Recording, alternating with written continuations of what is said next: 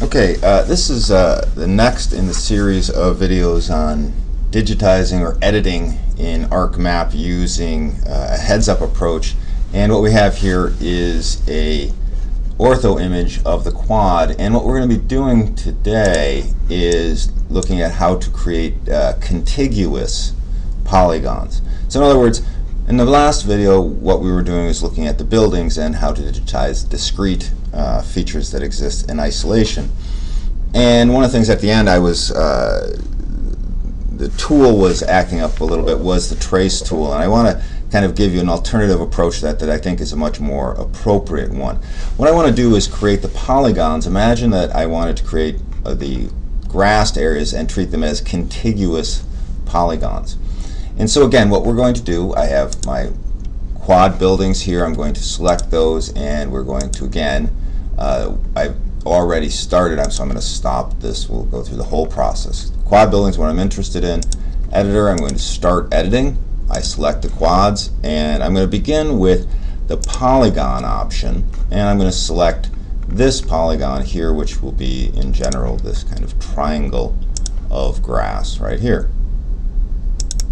Now once I've done that, what I really want to do next is I want to make sure that all of the grassed areas share a boundary. So in my construction tools, I'm going to choose the Autocomplete Polygon.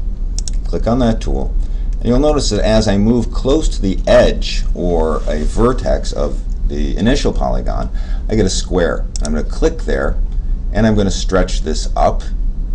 Click again, and then you'll notice as I come down, it will show me these are vertices. These are kind of the small areas, and then here's a major intersection. So I'm going to click on that, and now I've created another vertex or another polygon, and it shares a boundary. Now I want to create the next one. So again, I'm going to click here, go up, and again come back across, and now I've created 3 contiguous ones. Click again, and I can close that area. Now that's for regular polygons. What I'm going to do is I'm going to do one more, but in this case what I need to do is I would like to move from here all the way around, and you'll notice that this has an arc here. What I can do is use a series of segments and then draw back.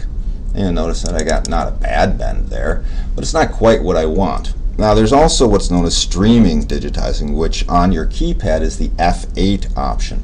And I'm going to use that now in kind of a hybrid fashion. I'm going to click and go up to where the straight stops, and I'm going to click, and then I'm going to click on F8, and you'll notice that now if I were to stretch this out, I get a whole bunch of vertices, and then I can click the end.